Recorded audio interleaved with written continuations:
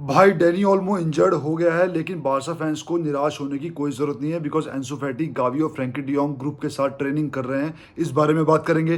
Plus champions league के बारे में बात करेंगे। आज जो रियल मैड्रिड का मैच है स्टटगार्ट के साथ। थर्ड बात करेंगे फ्रैंकी डियोंग के बारे में कि वो ट्रेनिंग में वापस आ चुका है और अब हमें फ्रैंकी को कैसे देखना चाहिए और किस तरह से उसके गेम को सपोर्ट करके आगे निकलना चाहिए, बाकी सब चीज़ें छोड़ के। तो भाई आज से यूएफा चैंपियंस लीग के फिक्सचर्स शुरू हो रहे हैं और आज मैच है रियल मैड्रिड के होम पे स्टटगार्ट के साथ। और भाई बहुत ज़बरदस्त मैच होगा। रीज़न ये है कि स्टटगार्ट को मैंने पिछले सीज़न खेलते हुए देखा है, लेवरक्यूजन के अगेंस्ट खेलते हुए देखा है, वैसे उनके गेम्स देखे हैं और लगभग उनके हर गेम फॉलो किए हैं किसी स्पेसिफिक रीज़न की वजह से। ठीक है, तो भाई उनके प्लेयर्स हैं लंबे ठाड़े, बोलते हैं झुट्टे, तगड़े तगड़े प्लेयर हैं, बढ़त बिल्कुल। ठीक है, और स्टटगार्ट ऐसी नहीं है कि घुटने टेकने वाली टीम है भाई। वो गेम खेलती है क्रॉसेस पे, वो गेम खेलती है फिजिकलिटी पे, वो गेम खेलती है काउंटर अटैक पे और लगभग उनका हर बंदा ठाड़े बंदों में आता है और भाई जर्मन मेंटालिटी उनकी है। और भाई हम सबको पता है कि रियल मैड्रिड चाहे कितना भी खराब खेल रही हो, लेकिन चैंपियंस लीग उनकी पिच है और उस पिच पे उनको तोड़ पाना बहुत मुश्किल है। हाँ, तुम एक टाइम उनको ग्रुप स्टेजेस में इधर उधर कर सकते हो, लेकिन भाई नॉकआउट में जाके वो तोड़ते ही हैं। और इस बार टोटली चैंपियंस लीग का फिक्चर्स आपको पता ही है भाई कि चीज़ें बहुत चेंज हो गई हैं। ठीक है, चैंपियंस लीग का पहला मैच डे है और मैच भी काफ़ी अच्छा है। लिवरपूल का मैच भी है एसी मिलान के साथ, लेकिन भैया हमारा जो मेन फिक्चर होगा आज वो होगा मैड्रिड वर्सेस स्टटगार्ट।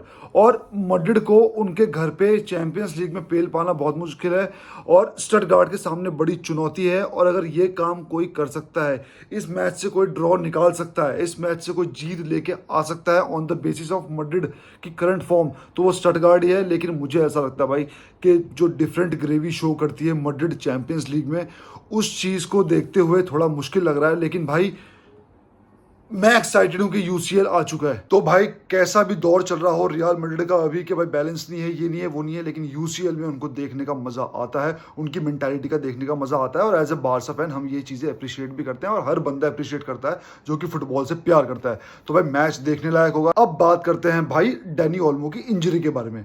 अब न्यूज आई कि डैनी ओल्मो जो है 5 से 6 हफ्ते के लिए बाहर है। तो मान के चलते हैं भाई कि 6 मैच वो मिस करेगा। और उन मैचेस की जो मैंने लिस्ट बनाई है, फिर हम गौर करेंगे कि भाई कितना इफेक्ट पड़ेगा इस उस पे। तो मैचेस बताऊं उससे पहले भाई मैं एक बात कहना चाहता हूं कि ये इंजरी जो है ना, ये आनी ही थी। और ये बोलते हैं ना, ट्विटर पे थोड़ा सा ना प्रोपेगेंडा चल रहा है कि बारसा मेडिकल स्टाफ को लोग गालियां दे रहे हैं। ठीक है, लेकिन ऐसा कुछ नहीं है। हर टीम के प्लेयर्स इंजर्ड हो रहे हैं।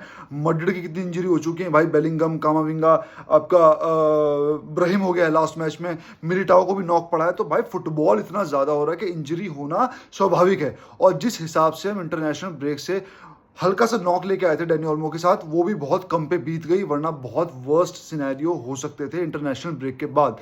तो भाई ये जो इंजरी आई है ना, अब ये लगा लो, देखो हम नहीं चाहते किसी प्लेयर को इंजरी हो, लेकिन ये इंजरी ऐसे टाइम पे आई है जहां पे हम एडजस्ट कर सकते हैं। तो जो 6 मैचेस हैं जिसमें हम डैनी ओल्मो को मिस करेंगे, वो है भाई पहला मोनाको, दूसरा विलारियल, तीसरा गेटाफे, चौथा ओसासुना, पांचवा यंग बॉयज और छठा अलावेस।